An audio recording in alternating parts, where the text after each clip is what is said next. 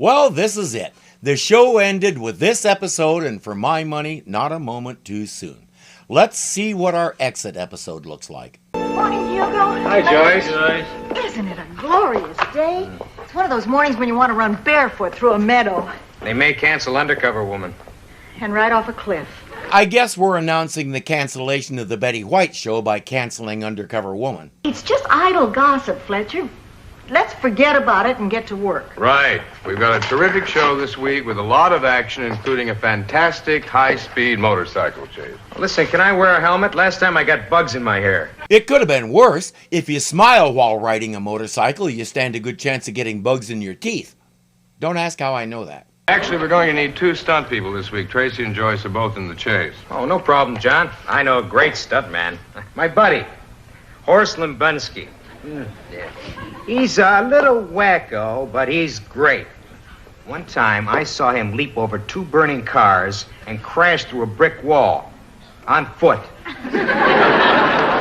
Nobody asked him to do it. But does he have perky boobs? That's kind of a requirement to stand in for Tracy. I've already hired someone, Hugo. She'll be here tomorrow. She? Yes, Hugo, a stunt woman. A woman? Are you crazy?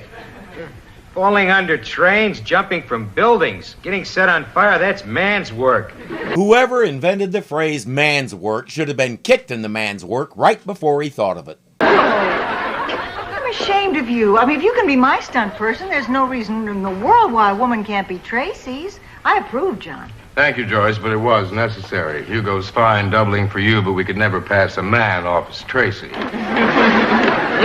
It's the perky boobs thing, I'm telling you. Morning, everyone. I'm afraid I have some bad news. I know, we're using a stunt woman.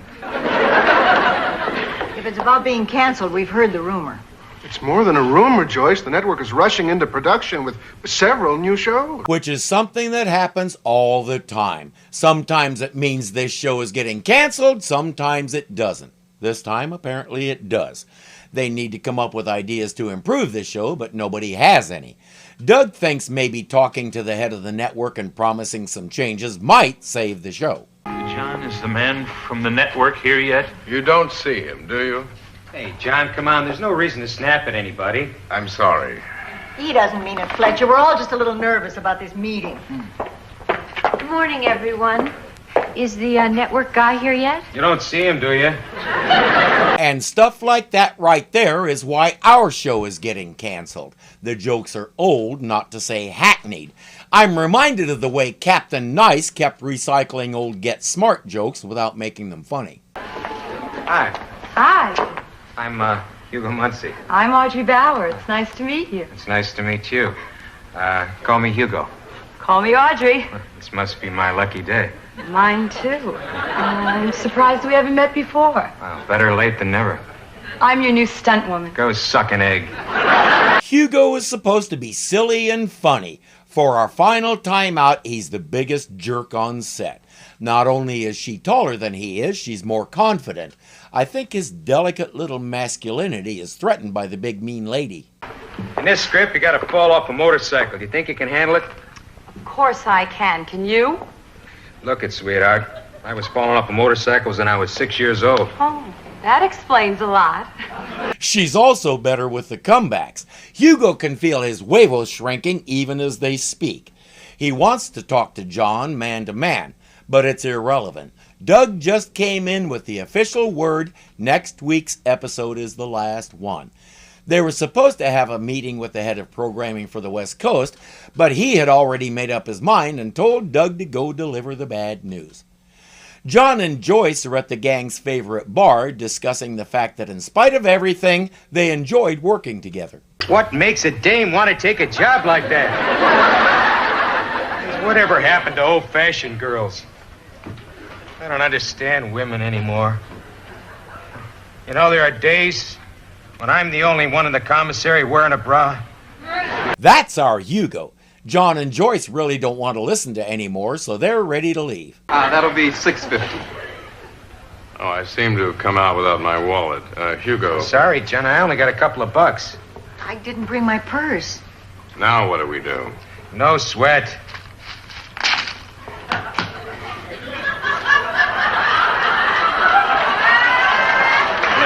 son.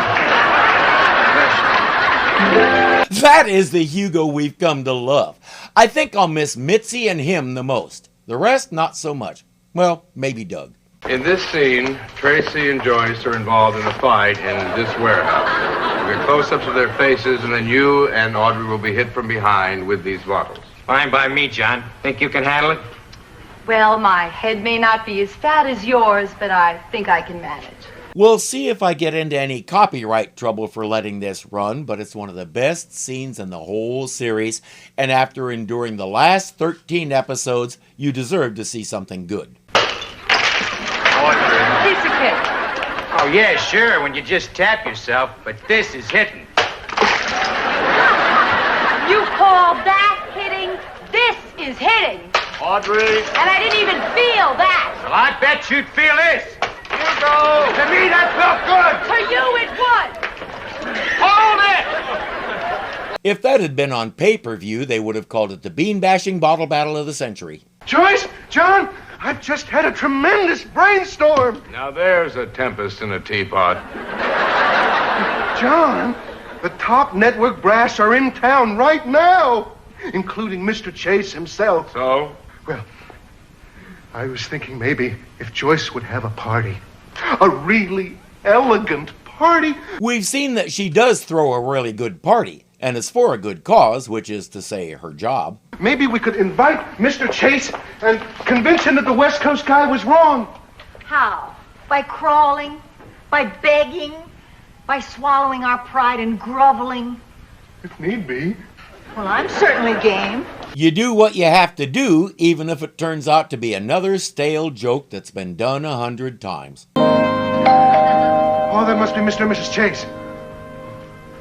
Remember, Joyce, smile and be nice. Good thing you told me. I was going to cross my eyes and grunt. You never know, based on what's usually on television, that could be a network executive's native language. Doug introduces them around. And who are you? Doug Porterfield, network liaison. Your vice president in charge of primetime program development? Martini for me, club soda for my wife. Yes, sir. To be a network vice president in charge of something, one must be versatile. For the next few minutes, nothing will happen. Everyone will take a turn explaining to Mr. Chase why he should keep the show on the air, and it's as boring as I just described it. We need something to spice this party up. Are you? Audrey, you want to put your wraps upstairs, honey? Just up there to the left. Wait a second, Joyce. You didn't tell me she was going to be here. Hugo, please. We don't want any trouble tonight. If there's any trouble tonight, it'll be from Squirrel Brain here. What are you calling squirrel brain, olive oil? You're right. Too big. Make that worm brain. Well, let me tell you something. Talks about worm brain. All right, Art. That should do it.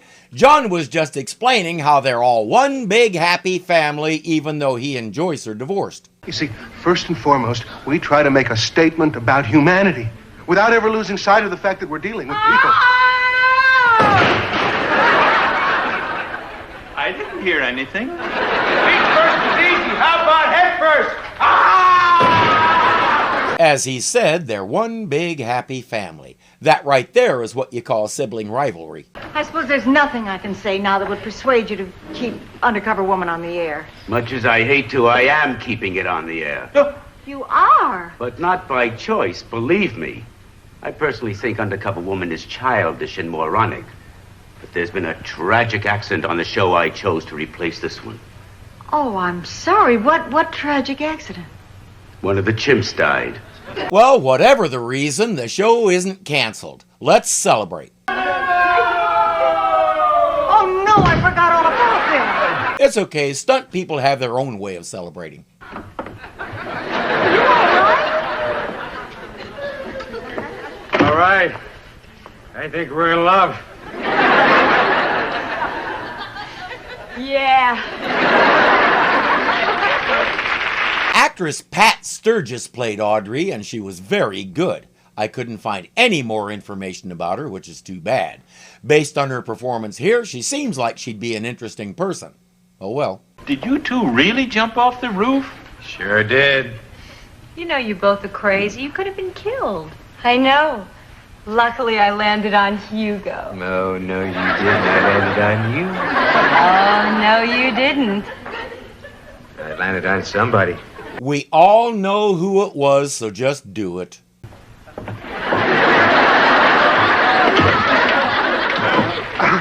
I've got some good news and some bad news. The good news is they didn't land on Mr. and Mrs. Chase. Oh, rats. He never told us the bad news. Okay, as last lines go, that one was all right. As last visual gags go, stop doing that and just stick with John's lines. I don't remember the last time I was so happy to finish a series. This was difficult. I could fill the Pacific Ocean with the admiration and respect I have for Betty White, and seeing this done to her was frankly painful.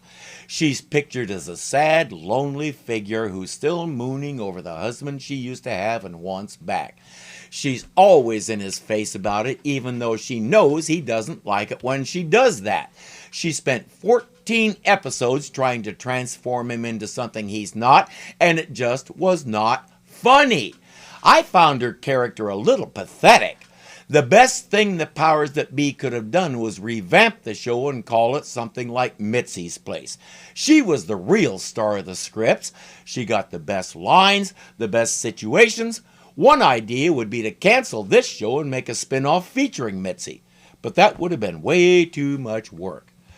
I say that because if I had to define this show with one word, it would have to be lazy.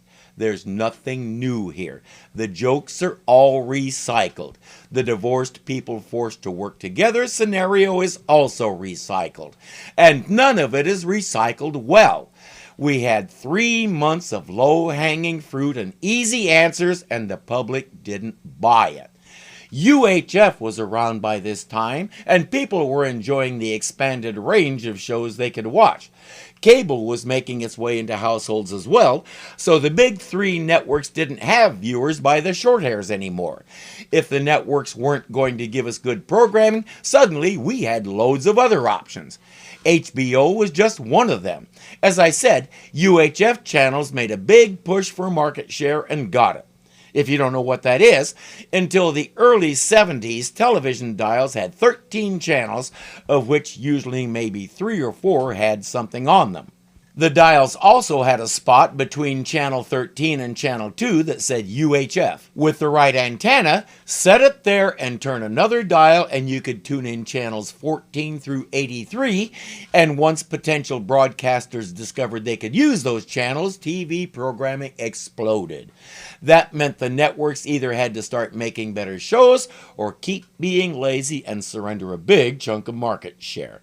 And that's not to mention that the chief network competition for this show was Monday Night Football, which was and still is the most unstoppable juggernaut television has come up with yet. You don't go up against that with a lazy show and expect it to survive. If you try, you have not been paying attention. You couldn't get away with what we tried to do here anymore. People had choices, and they chose to reject this show. I'm calling that the right decision because we all know what a force of nature Betty White was. This show pretty well muzzled her. You don't do that and get away with it. There will be consequences. So what's next? As usual, we'll think of something.